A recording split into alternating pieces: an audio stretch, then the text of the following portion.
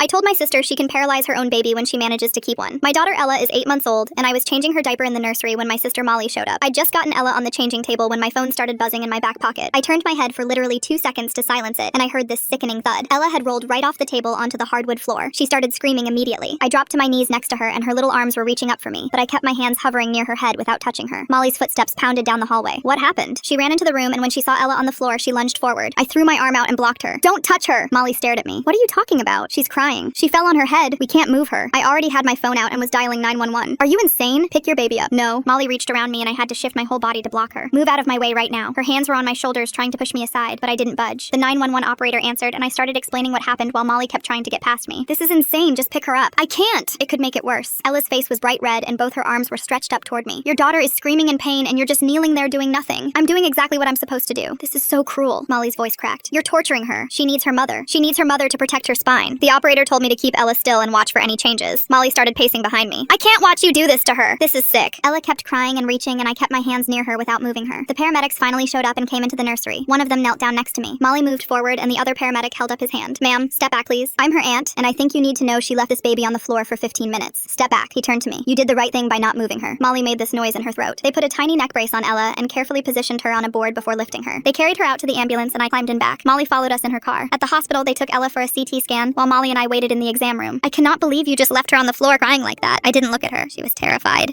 She didn't understand why her mother wouldn't hold her. If I moved her, it could have paralyzed her. You don't know that. Exactly. I don't know, so I did the safest thing. Molly sat down. Any normal mother would have comforted their child. You neglected her. She kept talking about how I was cold and how she would never let a baby suffer like that. The doctor finally came in holding a tablet. Ella is completely fine. No fractures, no bleeding, no signs of injury at all. I put my face in my hands and started crying with relief. The doctor smiled. Babies are strong. The fall wasn't from high enough to cause damage, but you did the right thing bringing her in. Molly stood up. See? She was fine the whole time and you traumatized her for nothing. I wiped my eyes and looked at her. She could have had a spinal injury, but she didn't, so you put her through hell for nothing. Honestly, I'm questioning if you're fit to be alone with her. Something inside me snapped. You know what, Molly? When you manage to keep a baby long enough to have one fall off something, you can paralyze it however you want. Molly went completely silent, then her eyes filled with tears. How dare you? Her voice was shaking. You know what I've been through. I've lost 4 pregnancies and you're throwing that in my face? I shrugged. You just attacked me for an hour for keeping my baby safe. She walked toward the door and stopped. Don't contact me until you apologize for what you said. Then she left. The nurse brought Ella back to me about 10 minutes later, and she was already smiling and grabbing at my hair like nothing had happened. I never sent that apology.